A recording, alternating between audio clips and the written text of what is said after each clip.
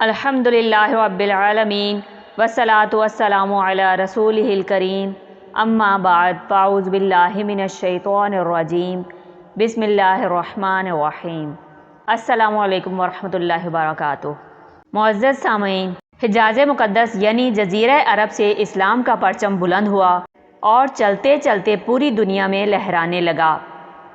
جزیرہ عرب کو مرکز توحید کہا جاتا ہے۔ مکہ و مدینہ منورہ مرکزی مقامات ہیں۔ سرزمین عرب پر غلبہ توحید قائم ہونے کے بعد حجۃ الوداع کے موقع پر کریم آقا صلی اللہ علیہ وسلم نے ارشاد فرمایا کہ میرے بعد امت کو شرک کے دوبارہ عام ہو جانے کا خدشہ درپیش نہیں ہوگا اور توحید کا غلبہ مستحکم رہے گا، لیکن شیطان کی ساری توجہ مسلمانوں میں تفرقہ اور قتل و غارت بڑھانے پر ہوگی۔ وہ اپنی توانائیاں اسی کوشش میں صرف کرے گا، لہٰذا مسلمان اس سے خبردار رہیں۔ اس کے لیے نبی کریم صلی اللہ علیہ وسلم کی متعدد احادیث میں یہ اطلاع دی گئی کہ وقت گزرنے کے ساتھ ساتھ مسلمانوں کی دین سے وابستگی کمزور ہونے لگ جائے گی، تو اس وقت بعض گروہوں میں سابقہ شرکیہ روایات دوبارہ لوٹ آئیں گی۔ رسول اللہ صلی اللہ علیہ وسلم نے ارشاد فرمایا، جب میری امت میں تلوار رکھ دی جائے گی تو پھر اس سے قیامت تک نہیں اٹھائی جائے گی، اور قیامت اس وقت تک قائم نہ ہوگی جب تک کہ میری امت کے کچھ لوگ مشرکین سے نہ مل جائیں اور کچھ بتوں کو نہ پوجنے لگ جائیں، اور عنقریب میری امت میں 30 کذاب پیدا ہوں گے۔ ان میں ہر ایک گمان کرے گا کہ وہ نبی ہے، حالانکہ میں خاتم النبیین ہوں۔ میرے بعد کوئی نبی نہیں آئے گا۔ میری امت کا ایک گروہ ہمیشہ حق پر رہے گا اور وہ غالب رہے گا، ان کا مخالف ان کو ضرر نہ پہنچا سکے گا یہاں تک کہ اللہ کا حکم آ جائے۔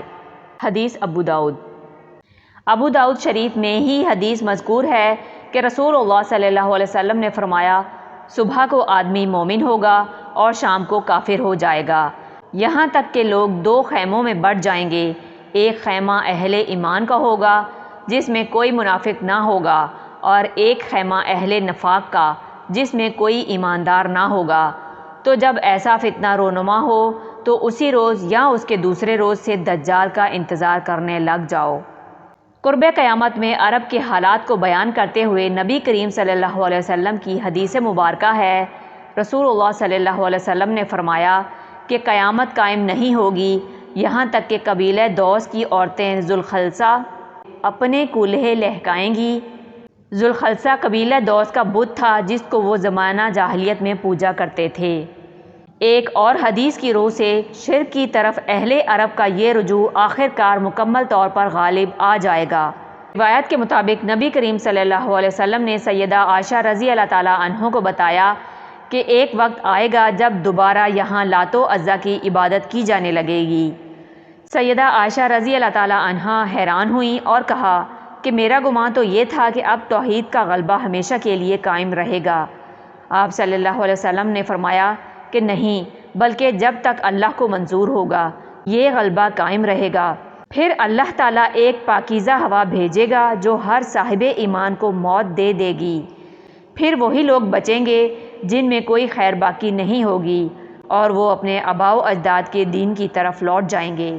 حدیث مسلم کی ہی ایک حدیث میں ہے کہ نبی کریم صلی اللہ علیہ وسلم کی اہلیہ حضرت زینب بنت حجش رضی اللہ تعالیٰ عنہ نے کہا، ایک دن رسول اللہ صلی اللہ علیہ وسلم گھبراہٹ کے عالم میں سرخ چہرے کے ساتھ گھر سے نکلے۔ آپ صلی اللہ علیہ وسلم فرما رہے تھے، اللہ کے سوا کوئی سچا معبود نہیں۔ عرب اسی شر کی وجہ سے ہلاک ہو گئے جو اب قریب آ پہنچا ہے۔ آج یاجوج ماجوج کی دیوار اس قدر کھل گئی ہے، اور آپ صلی اللہ علیہ وسلم نے شہادت کی انگلی اور انگوٹھے کو ملا کر حلقہ بنایا۔ تو حضرت زینب رضی اللہ تعالیٰ عنہ نے عرض کی، ہم میں نیک لوگ موجود ہوں، کیا پھر بھی ہم ہلاک ہو جائیں گے؟ آپ صلی اللہ علیہ وسلم نے فرمایا، ہاں، جب شر اور گندگی زیادہ ہو جائے گی۔ حضرت ابو قعدہ رضی اللہ تعالیٰ عنہ سے مروی ہے کہ رسول اللہ صلی اللہ علیہ وسلم نے فرمایا، بیت اللہ کی حرمتوں کو پامال کرنے والے اہل بیت اللہ ہی ہوں گے۔ جب وہ بیت اللہ کی حرمتوں کو پامال کریں گے تو پھر عربوں کی ہلاکت و بربادی عروج پر ہوگی۔ پھر حبشی آ کر اسے ویران کر دیں گے، پھر بیت اللہ کو آباد نہیں کیا جائے گا، یہی لوگ کعبہ کے خزانے نکالیں گے۔ حدیث مسند احمد۔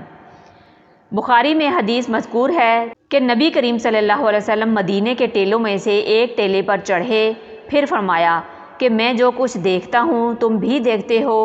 لوگوں نے کہا کہ نہیں۔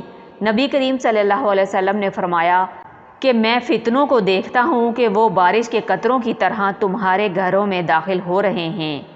آپ صلی اللہ علیہ وسلم کے فرامین سے معلوم ہوا کہ جزیرہ عرب فتنوں کی لپیٹ میں آ جائے گا، اور یہاں تک کہ دجال جب آئے گا تو سارے عرب میں گھومے گا اور لوگ اس کے ساتھ ہو جائیں گے۔ اور اس کے ساتھ ہی آپ صلی اللہ علیہ وسلم نے مدینہ منورہ کی عظمت کو بیان کرتے ہوئے ارشاد فرمایا، دجال آئے گا اور مدینہ کے ایک کنارے قیام کرے گا، پھر مدینہ 3 مرتبہ کانپے گا اور اس کے نتیجے میں ہر کافر اور منافق نکل کر اس کی طرف چلا جائے گا۔ آپ صلی اللہ علیہ وسلم نے فرمایا، مدینہ والوں پر دجال کا رعب نہیں پڑے گا۔ اس دن مدینہ کے 7 دروازے ہوں گے، ہر دروازے پر 2 فرشتے پہرے دار ہوں گے۔ سیدنا ابو ہریرہ رضی اللہ تعالیٰ عنہ سے روایت ہے کہ رسول اللہ صلی اللہ علیہ وسلم نے فرمایا، ایمان سمٹ کر مدینہ میں اس طرح آ جائے گا جیسے سانپ سمٹ کر اپنے بل میں سما جاتا ہے۔ احادیث مبارکہ سے معلوم ہوتا ہے کہ عرب سابقہ مشرکانہ روایات، رقص و سرور کی محافل اور دجالی فتنوں میں مبتلا ہو جائیں گے۔ بظاہر یہ امت میں اجتماعی نہیں ہوگا، لیکن کئی گروہ بکھر جائیں گے، اور موجودہ حالات شاید انہی واقعات کی تکمیل کی طرف اشارہ کر رہے ہیں۔